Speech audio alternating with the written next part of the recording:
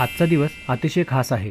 अक्षय तृतीया, छत्रपती शिवाजी महाराजांची परंपरेने आलेली जयंती, महात्मा बसवेश्वर जयंती आणि भगवान परशुराम जन्मोत्सव. या मंगलसमयी श्रीकृष्ण आपल्याला आयुष्यातील सर्वात मोठं गुपित सांगणार आहेत. सुखदुःखाच्या चक्रातून कसं बाहेर पडायचं. आज आहे दिवस 52, अध्याय 2, श्लोक 14. मात्रा स्पर्शास्तु कोणतेय शीतोष्ण सुखदुःखदा आगमापायीनो नित्यास्था स्थितिक्षस्व भारत. इंद्रिय आणि विषयांचा संयोग सुखदुःख देणारा असतो.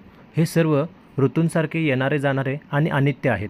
म्हणून हे अर्जुना, तू त्यांना सहन करायला शिक. मित्रांनो, आज अक्षय तृतीया आहे. अक्षय म्हणजे ज्याचा कधीही क्षय नाश होत नाही. श्रीकृष्ण सांगतात की बाह्य जगातील सुख आणि दुःख आगमापायीनो आहेत, म्हणजेच ते येतात आणि जातात. पण तुमच्या आतील धैर्य आणि भक्ती हे अक्षय असायला हवेत. छत्रपती शिवाजी महाराज, भगवान परशुराम आणि महात्मा बसवेश्वर या महापुरुषांच्या आयुष्यात कितीतरी संकट आली, पण ते डगमगले नाहीत. त्यांनी प्रतिकूल परिस्थिती सहन केली आणि त्यावर विजय मिळवला.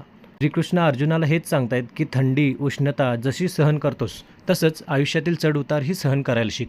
जेव्हा आपण हे समजतो की सुख आणि दुःख हे कायमस्वरूपी नसतात, तेव्हाच आपण महाराजांसारखं धैर्य आणि परशुरामांसारखं तेज मिळवू शकतो.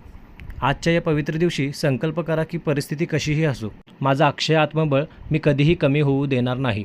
तुम्हा सर्वांना आजच्या या मंगल दिनाच्या हार्दिक शुभेच्छा.